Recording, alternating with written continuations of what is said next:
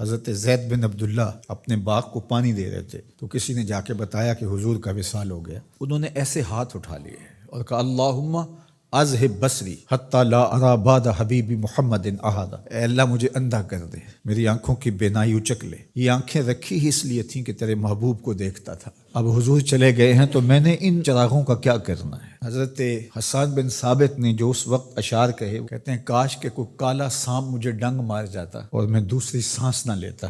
اور حضرت سیدہ فاطمہ کے جو قلب اطہر کی کیفیت تھی، سبت علیہ مصائب لو انہا سبت علی الایام سرنا لیالیا، میرے اوپر جو مصیبتیں ٹوٹ پڑی ہیں وہ اگر دنوں پہ ٹوٹ پڑتی تو وہ کالی راتیں بن جاتی۔ حضرت عمر رضی اللہ تعالی عنہ تلوار نکال کے کھڑے ہو گئے اور کہا کہ جس نے کہا نا حضور کا انتقال ہو گیا میں اس کی گردن اڑا دوں گا۔ تھوڑی دیر بعد حضور پرانی حالت کی طرف پلٹ آئیں گے۔ اب یہ کیفیت کتنی حساس تھی، ادھر منافقین نے چال چلنا شروع کر دی۔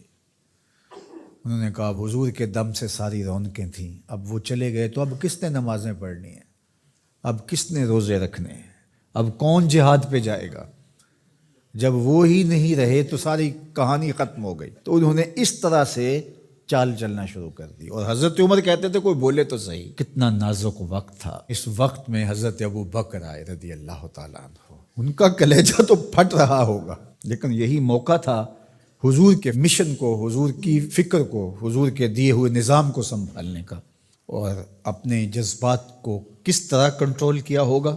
اپنے آپ کو پوری طرح سنبھال کر کے لوگوں میں آئے اور دیکھا کہ لوگ جمع ہیں اور حضرت عمر رضی اللہ تعالیٰ عنہ غصے میں تلوار لہرا رہے ہیں۔ خبردار اگر کسی نے کہا کہ حضور کا انتقال ہو گیا تو آپ ایک اونچی جگہ پہ کھڑے ہوئے، لوگوں کو متوجہ کیا۔ حضرت صدیق اکبر رضی اللہ تعالیٰ عنہ کا اس وقت کا جو خطبہ ہے، اس نے اس وقت اسلام کو سنبھالا جب منافق بڑی باریک چال چل رہے تھے۔ اب حضرت ابو بکر آئے اور کھڑے ہوئے، کہا لوگو مجھے بتاؤ تم اللہ کی عبادت کرتے تھے یا رسول اللہ کی عبادت کرتے تھے؟ تو لوگوں نے کہا اللہ کی عبادت کرتے تھے۔ تو کہا اللہ آج بھی زندہ و موجود ہے، اللہ کل بھی زندہ و موجود تھا، وہ حی ہے لا یموت ہے۔ اللہ اکبر۔ پھر انہوں نے وہ آیت کریمہ پڑھی وما محمد الا رسول قد خلت من قبلہ الرسل، اور صحابہ فرماتے ہیں ہمیں لگا کہ جس طرح یہ نازل اسی وقت کے لیے ہوئی تھی۔ اور پھر لوگ سنبھلے اور پھر حضرت سیدنا صدیق اکبر رضی اللہ تعالی عنہ نے اس مشکل وقت دین کو سنبھالا اور پھر حضور علیہ الصلوۃ والسلام کے مشن کے لیے کھڑے ہوئے۔ لشکر اسامہ بن زید بن حارثہ رضی اللہ تعالیٰ عنہ کو روانہ کیا جا چکا تھا، حضور نے خود روانہ کیا تھا۔ ابھی جرف کے مقام پر ہی یہ لشکر پہنچا تھا، مدینہ المنورہ سے تھوڑا باہر نکلا تھا کہ حضور کے وصال کی خبر آئی تو یہ واپس آ گئے۔ تو بعض صحابہ نے کہا کہ اب مدینہ المنورہ کے حالات وہ نہیں رہے، اطراف کے اندر قبائل سر اٹھا سکتے ہیں جو دبے ہوئے تھے، اب حضور کے وصال کی خبر پھیل گئی ہے تو کوئی مدینہ المنورہ پر حملہ نہ کر دے، اور بہترین جنگجو اس لشکر میں شامل ہیں، تو اگر حملہ ہو گیا تو پیچھے سے دفاع نہیں ہو پائے گا، تو لہٰذا اس لشکر کو حکمت یہ ہے کہ روک لیا جائے۔ حضرت صدیق اکبر رضی اللہ تعالیٰ عنہ نے کہا کہ نہیں، یہ حضور کا روانہ کردہ ہے، جا کے رہے گا۔ بلکہ آپ نے تاریخی جملہ کہا کہ اگر مجھے یقین ہو کہ جنگلوں سے جانور آ کے ہمارے جسم کی بوٹیاں بھی نوچ کے کھا جائیں گے، یہ لشکر پھر بھی روانہ ہوگا۔ لوگوں نے حضرت عمر سے کہا کہ ضرور لشکر کو روانہ کریں، لیکن حضرت ابو بکر رضی اللہ تعالی عنہ سے اتنا کہیں کہ امیر لشکر کو معزول کر کے کوئی اور قریشی سردار بزرگ اس کا امیر بنا دیا جائے۔ 9 عمر لڑکا ہے، دوسرا غلام زادہ ہے، تو بڑے بڑے قریشی سردار اور جنگجو ان کی قیادت کو قبول کرنے سے انکار نہ کر دیں، تو وہ گئے اور جا کے کہا کہ بڑے بزرگوں کی یہ رائے ہے کہ آپ ضرور لشکر کو روانہ کر دیجئے، لیکن اتنا کیجئے کہ امیر لشکر کو تبدیل کر دیجئے۔ حضرت صدیق اکبر کے چہرے پر جلال آ گیا اور آپ نے جو جملے کہے وہ اتنے سخت تھے، ثقلت امک یبن خطاب، اے خطاب کے بیٹے تیری ماں تجھ کو روئے۔ استعملہ رسول اللہ وقد تامرنی ان اعزلہ، ان کو امیر لشکر اللہ کے رسول نے مقرر کیا ہے اور میں کون ہوتا ان کو معزول کر دوں؟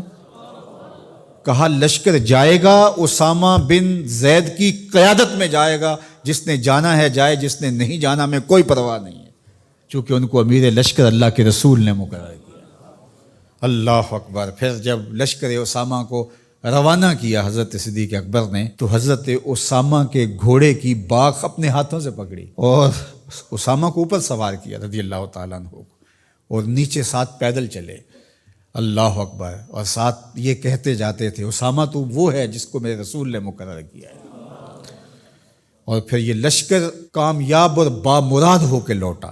تو یہ سیدنا صدیق اکبر رضی اللہ تعالیٰ عنہ کا حضور علیہ السلام کے فیصلوں کو من و عن قبول کرنے کا جذبہ تھا، جس انداز سے انہوں نے حضور علیہ السلام کی فکر پہ پہرا دیا، حضور کی تعلیمات کو اجاگر کیا اور حضور کے فرمان کو حرف آخر سمجھا، اور اس کے بعد انہوں نے اپنی رائے کو وہاں فنا کر دیا۔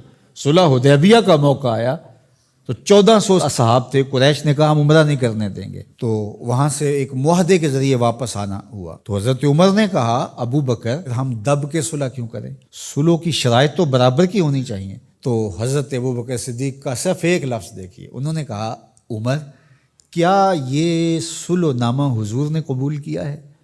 کہا کیا ہے۔ کہا ہوا رسول اللہ، کہا وہ اللہ کے رسول ہے۔ اللہ اکبر، کثرت صوم و صلات کی وجہ سے افضل نہیں ہے، بلکہ حضور کے لیے اطاعت و انقیاد، فرما برداری، اور حضور علیہ السلام کے لیے بس اپنے آپ کو قربان کر دینے کا وہ جذبہ، وہ آپ یہاں دیکھتے ہیں تو بدرجہ کمال آپ کو نظر آتا ہے۔ فرمایا کہ میں اللہ کے علاوہ اگر کسی کو خلیل بناتا تو وہ ابو بکر کو بناتا، لیکن میرا خلیل اللہ ہے۔ اللہ اکبر، امن الناس بر مولائے ما، کلیم اول سینائے ما، ہستیو کشت ملت راچو ابر، ثانیے اسنین و غار و بدر و قبر۔ دیکھیے کہاں کہاں حضور کی قربت۔ یہ شک ہووی تے چل مدینے، یہ شک ہووی تے آ تک لے جوڑ مزاراں دا بن یار نبی دیاں یار۔